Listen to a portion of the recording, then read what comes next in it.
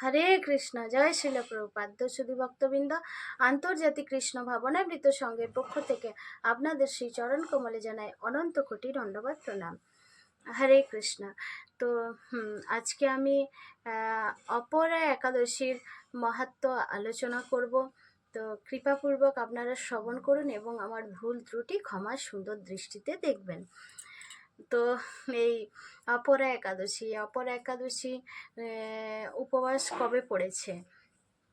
তো 29শে বৈশাখ 13ই মে বুধবার দিন এই অপরা একাদশীর উপবাস।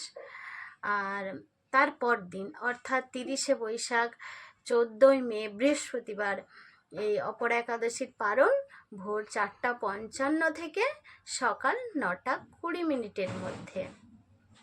আর এই দ্বাদশীর দিন অর্থাৎ এই বৃহস্পতিবার দিন শ্রীল বৃন্দাবন দাস ঠাকুরের আবির্ভাব তিথি।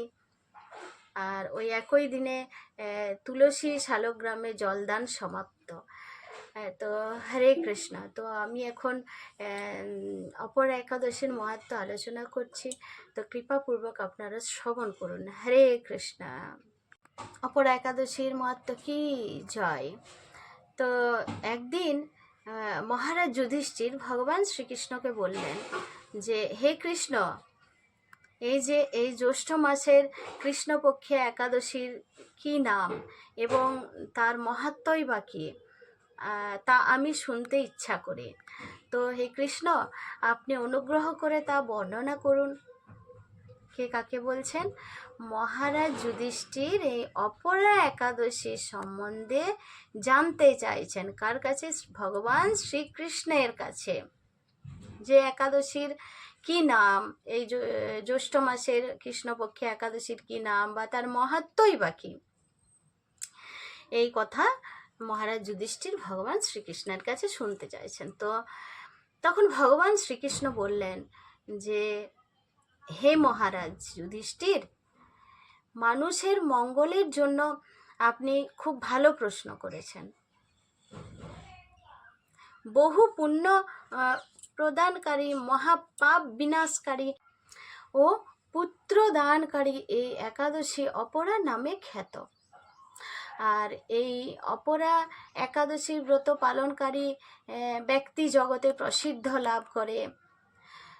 তাছাড়া ব্রহ্মহত্যা, গোহত্যা, ভ্রূণ হত্যা, পরনিন্দা, পরস্ত্রীগমন, মিথ্যা ভাষণ প্রভৃতি গুরুতর পাপ এই ব্রত পালনে নষ্ট হয়ে যায়।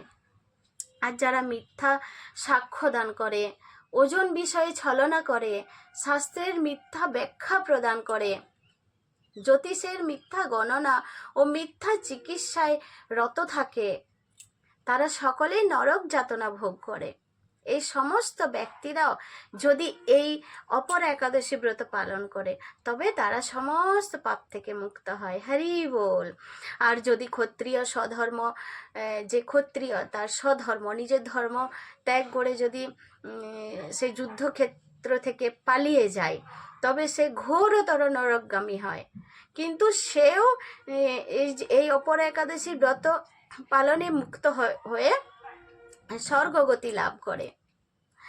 মকর রাশিতে সূর্য অবস্থানকালে মাঘ মাসে প্রয়াগ স্নানে যে ফল লাভ হয়, শিবরাত্রিতে কাশীধামে উপবাস করলে যে পুণ্য হয়, গয়াধামে বিষ্ণু পাদপদ্মে পিণ্ডদানে যে ফল পাওয়া যায়, সিংহ রাশিতে বৃহস্পতির অবস্থানে গৌতমী নদীতে স্নানে, কুম্ভে কেদারনাথ দর্শনে, বদ্রিকাশ্রম যাত্রা এবং বদ্রীনারায়ণের সেবায়, দেখুন কতগুলো বলা হয়েছে এখানে, সূর্য গ্রহণে, কুরুক্ষেত্রে স্নানে, হাতি ঘোড়া স্বর্ণদানে এবং দক্ষিণাসহ যজ্ঞ সম্পাদনে যে ফল লাভ হয়, এই অপরা একাদশী ব্রত পালন করলে অনায়াসে সেই সকল ফল লাভ হয়ে যায়। হরি বল। কত মাহাত্ম্য এই অপরা একাদশী, তাই না? আর এই অপরা একাদশী ব্রত পাপরূপ বৃক্ষের কুঠার স্বরূপ, পাপরূপ কাষ্ঠের দাবাগ্নির মতো। তাছাড়া পাপরূপ অন্ধকারে সূর্য সদৃশ এবং পাপহস্তির সিংহ স্বরূপ এই ব্রত পালন না করে যে ব্যক্তি জীবন ধারণ করে, জলে বুদবুদের মতো তাদের জন্ম মৃত্যুই কেবল সার হয়।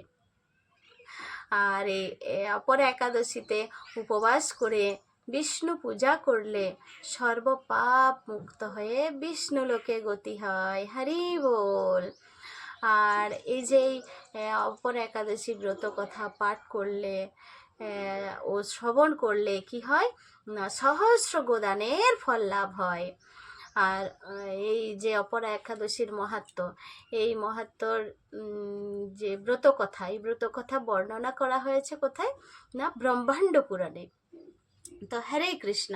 তো আপনারা সবাই এই অপরা একাদশী সুন্দরভাবে নিষ্ঠাভাবে আনন্দের সহিত পালন করুন এবং নিজের জীবনকে ধন্য করে তুলুন। হরিনাম জপ করুন, অধিক হরিনাম জপ করুন। তাছাড়া আমাদের তো এই পুরুষোত্তম মাস আসছে, তো এই পুরুষোত্তম মাসে অধিক অধিক হরিনাম জপ করুন।